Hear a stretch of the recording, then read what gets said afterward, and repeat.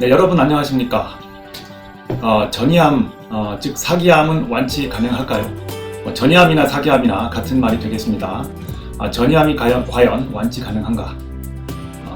자, 흔히들 조기암은 완치가 가능하다고 이야기를 합니다. 즉 수술을 잘 하고 거기에 맞는 항암 치료든 아니면 어떤 호르몬 치료든 표적 치료든 이러한 이제 수술 후 보조 치료를 잘 하게 되면 완치되는 경우가 꽤 많이 있습니다. 하지만 전이가 돼버리면 과연 완치가 가능하겠는가? 라는 질문입니다. 제가 작년에 전이암 완치 가능한가에 대한 일부 영상을 올려드렸는데요. 이제 꽤 시간이 많이 지났습니다만 이제 오늘 여러분과 함께 전이암 완치 가능한가에 대한 주제로 두 번째 이야기를 나눠보도록 하겠습니다.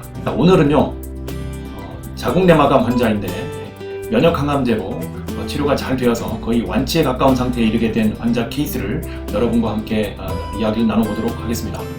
저는 항상 근거 중심으로 이야기하는 여러분의 암 주치 분당의사 문용화입니다. 현재 분당차병원에서 유방암, 부인암, 즉 난소암, 자궁내막암, 자궁경부암, 그리고 전립선암의 항암치료, 신약치료를 담당하고 있습니다.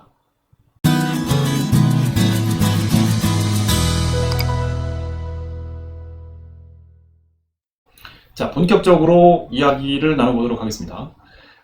자, 이분이 2015년 10월 달에 자궁내막암 2기 진단을 받으셨고요. 물론 2기는 그 당시에 수술을 받을 수 있는 병기였기 때문에 수술을 잘 받으셨습니다. 수술하고 나면 저희가 보조치료라는 것을 하게 됩니다. 보조 항암치료를 의미하죠. 그러니까 재발을 막기 위해서 항암치료를 하는 것이죠. 그래서 이 보조 항암치료를 했습니다만 불행하게도 얼마 없어서 이제 재발하게 됩니다. 그리고 나서 또 다른 항암 치료를 했죠. 이제 재발했기 때문에 이때부터는 거의 전이암 또는 사기암 이렇게 얘기를 할 수가 있겠고요. 이 당시에 쓸 수 있는 항암제들을 여러 가지 레지멘을 순서를 바꿔가면서 쓸 수 있는 약을 다 썼습니다. 그래서 2016년 초반기에서 2018년 3월까지 약 한 2년간을 항암 치료를 했습니다만 결국은 암이 계속 나빠지게 되었고요. 항암제는 더 이상 쓸 약이 없었습니다. 그래서 참 그때 안타까웠는데 2018년도 3월쯤에 어떠한 일이 있었느냐면요, 이제 전 세계적으로 이제 어떠한 그 신약이 개발이 되었는데요. 그 신약을 모든 환자가 쓸 수 있는 게 아니고요. 어떤 특정한 바이오마커 검사를 해서 바이오마커가 양성이면 그 신약을 쓸 수 있도록 해주었습니다. 현미부수체 불안정 검사라고 하는 이제 일종의 유전자 검사인데요. 이 환자분한테 설명을 드렸습니다. 이 약이 새로 나온 게 있는데 이 유전자 검사를 해서 바이오마커가 양성이면 그 약을 한번 써볼 수 있겠습니다. 라고 해서 이제 환자분이 동의를 하고 유전자 검사를 해서 과연 결과가 어떻게 나왔는지를 보았습니다.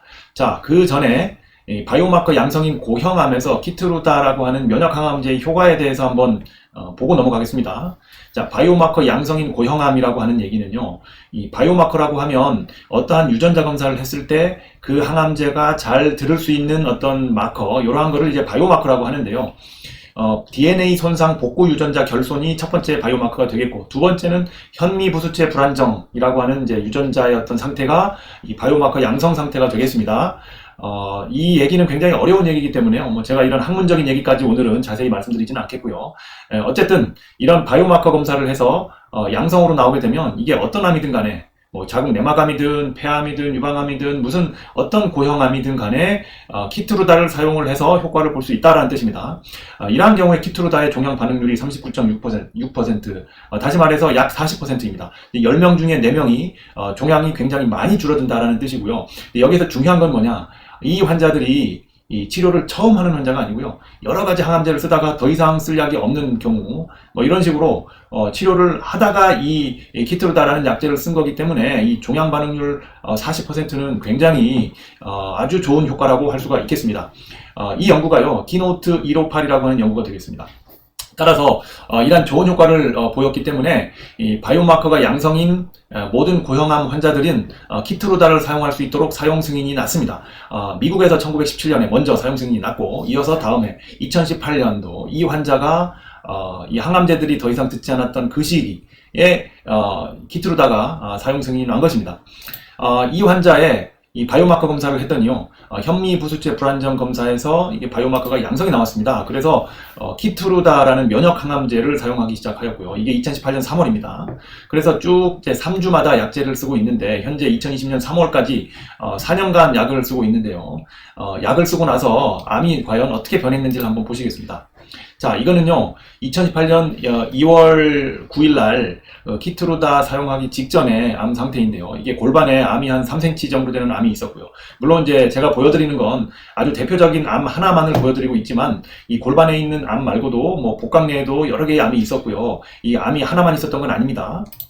자, 키트루다를 사용하고 나서 4주기 후에 종양을 봤더니 30mm였던 게 13mm로 3분의 1 이하로 크기가 줄어들었습니다. 거의 3분의 1 가까이 되죠. 굉장히 많이 줄어들었는데요. 뭐 이렇게 치료를 하다 보니까 어느 순간 암이 거의 보이지 않게 되었고요. 현재는 완전 반응 상태입니다. 이 완전 반응이라는 얘기는요, 영상학적으로 암이 더 이상 보이지 않는다라는 뜻입니다. 물론 이거를 뭐 더 작게 어떤 이제 현미경적으로 우리가 생각을 한다면 암세포가 어딘가 남아있을 수는 있겠지만 영상 검사를 했을 때는 보이는 암은 없다. 뭐 굉장히 좋은 반응이겠죠.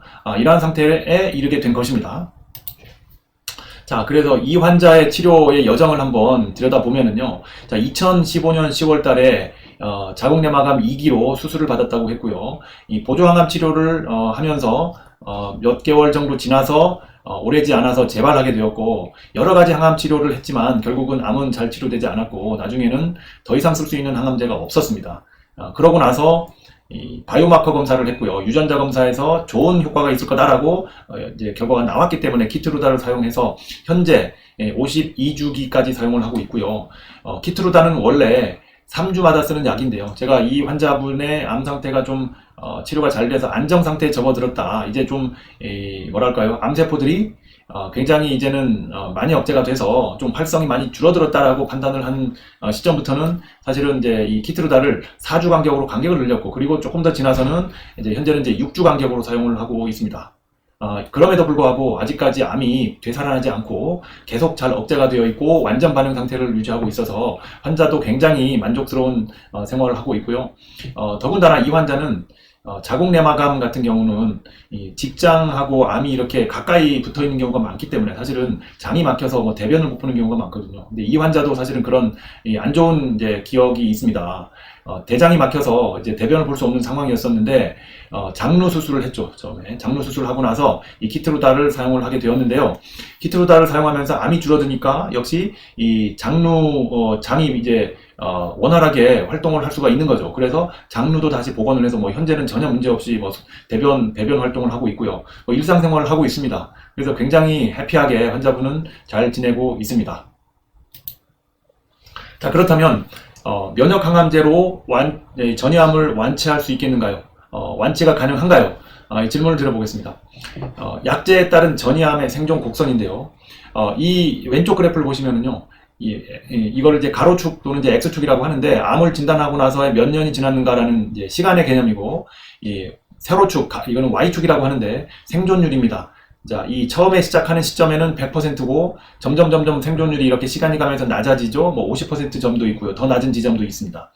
이 세포독성 항암제가 어떤 치료의 기본이 되겠는데요. 이 하얀색 이 곡선을 보시면은 시간이 지나면서 생존율이 점점 낮아져서 결국은 뭐 2년, 3년 뭐 더 시간이 지나면 생존율이 거의 이 0에 가까운 상태가 되는 것이죠. 이게 과거에 썼던 이제 세포독성 항암제의 어떤 효과를 단적으로 나타내 주는 게 되겠고요. 표적 치료제는 과연 어떨까요? 이 갈색 곡선을 보시면은 처음에 1년까지는요, 이 생존율 곡선이 이렇게 많이 벌어져 있죠. 많이 떨어져 있습니다. 즉, 이 표적 치료제를 썼을 때 생존율이 하얀색 곡선보다 위로 생존율이 향상되었다. 이렇게 말씀드릴 수 있지만, 결국은 1년이 지나면서 2년을 보시면 거의 두 개가 붙어 있죠. 3년에는 뭐 더 붙어 있고요. 시간이 더 지나면서 역시 표적 치료제도 생존율 곡선이 거의 0%에 가깝게 내려올 가능성이 많겠다. 이렇게 말씀을 드리고 싶습니다. 하지만 오른쪽을 보시면은요, 이 보라색이 면역 항암제인데, 이 면역 항암제는요, 처음에는 세포독성 항암제처럼 비슷하게 생존율이 떨어지다가 어느 순간에 이 생존율 곡선이 더 이상 떨어지지 않고 평행하게 쭉 갑니다. 즉, 뭐 3년이 지나든 또는 이제 더 길게 뭐 4년, 5년이 가든 이게 보면은 한 25, 30% 정도 생존율이 유지가 되는 거겠죠.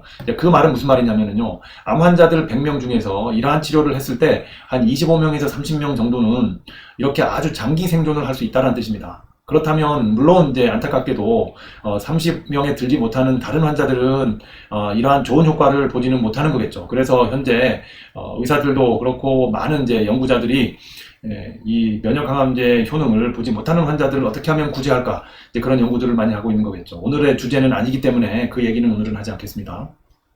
자, 그래서 이 면역항암제를 쓰게 되면 일부의 환자들은 이렇게 완치 가까운 상태로 지내는 경우가 있을 수 있겠다라는 말씀을 드리고자 합니다. 자, 오늘의 요약입니다. 전이암이 완치 가능한가요? 이 질문을 만약에 제가 받는다면요, 완치 가능한 경우도 있습니다라고 저는 대답을 합니다. 자, 첫 번째 경우는 전이 부위가 많지 않은 경우에, 소수인 경우는요, 수술 또는 이런 국소 치료를 해서 완전히 암을 없애고요. 그리고 나서 효과적인 전신 치료를 써서 암이 더 이상 생겨나지 않도록 하는 게 첫 번째 완치할 수 있는 방법이고요. 이거는 이제 이 제한점이 있습니다. 전이 부위가 많으면 안 돼요. 전이 부위가 소수라야 돼요. 뭐 소수의 정의는 물론 뭐 하나이면 가장 좋겠고요. 뭐 2개, 3개 뭐 이렇게 숫자가 딱 정해져 있는 건 아니지만, 이 전이가 많지 않은 경우에 이 완치 개념으로 수술 또는 국소 치료를 시도하면서 전신 치료를 해볼 수 있겠다라는 뜻이 되겠습니다. 두 번째는 오늘 말씀드린 케이스가 되겠는데요. 전이 부위가 아주 많은 경우도 괜찮습니다. 이런 경우는 수술은 당연히 우리가 고려를 할 수가 없고요. 대신에 반드시 아주 효과가 좋은 전신 치료제를 사용해야 됩니다. 그래서 어떤 분이 이 전신 치료제를 썼을 때 효과가 좋을지는 사실은 알지 못하죠. 아까 말씀드린 이제 이 환자 케이스는 바이오마커 유전자 검사를 해서 이게 양성이면 효과가 있을 가능성이 확 높아지는 것입니다. 그래서 일단 이제 어떤 환자분이 이런 효과를 잘 볼지를 먼저 이제 어떤 이제 우리가 예측할 수 있는 이제 마커로서 예측을 하고 이제 치료를 하면은 더 좋겠죠. 결과적으로 뭐 면역항암제도 좋고요, 표적치료제도 좋습니다. 근데 대부분 이제 요즘은 이런 면역항암제를 통해서 이러한 이제 전이 부위가 많은 경우에 완치에 가까운 상태까지 이르는 경우가 꽤 있는 것 같습니다. 그래서 아주 효과적인 전신치료제가 반드시 필요하다. 그 다음에 또 한 가지는요, 이 환자의 경우처럼 이 환자는 키트루다를 현재 거의 4년을 쓰고 있는데요, 부작용이 거의 없어요. 뭐 환자분이 치료를 하고 있는지조차 인식을 못하고 있을 정도입니다. 뭐 일반적인 일상생활 다 하고 있고요. 그래서 반드시 부작용이 미미해야 된다는 게 중요한 조건이 되겠습니다. 만약에 약물 치료를 하는데 약이 너무나 부작용이 심해서 힘들다고 하면 사실은 이거를 저희가 이 치료를 계속하는 게 의미가 과연 있겠는가, 이런 사실은 의구심이 들겠죠. 근데 이 환자의 경우처럼 부작용이 미미한 게 이 조건이 되겠다. 전이 부위가 많을 때 이 약을 오래 쓰기 위한 조건이 된다는 것이죠. 자, 이 첫 번째 경우는요, 제가 전이암 완치 가능한가요? 일부에서 제가 동영상으로 올렸습니다. 여러분 꼭 한번 보시기 바랍니다. 이번의 경우는요, 오늘 케이스처럼 이제 전이 부위가 많은 경우에 완치라는 말보다는 사실은 더 정확하게는요, 암을 잘 억제해서 암과 함께 잘 지낼 수 있다라는 뜻이 더 맞다고 저는 생각을 합니다. 당뇨병, 고혈압도 굉장히 사실은 우리 몸에 전반적인 영향을 주는 병이기 때문에 당연히 좋지 않습니다만, 뭐 당뇨병, 고혈압 있는다고 해서 갑자기 뭐 생명을 잃거나 그러지는 않지 않습니까? 왜냐하면 당뇨병이나 고혈압은요, 그걸 치료하는 약이 또는 조절하는 약이 아주 잘 개발이 되어 있고요. 그 병 자체가 좀 천천히 나빠지더라도 아주 천천히 나빠지기 때문에 우리가 그거를 잘 조절하면서 지낼 수 있는 것입니다.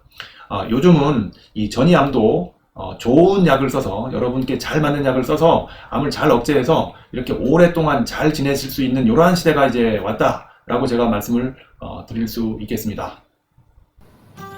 전이암 환자 여러분, 이 영상을 보시고 포기하지 말고 모두 힘내시기 바랍니다. 자, 모두 화이팅! 오늘 내용이 도움되셨다면 좋아요, 구독, 알림 설정 부탁드립니다.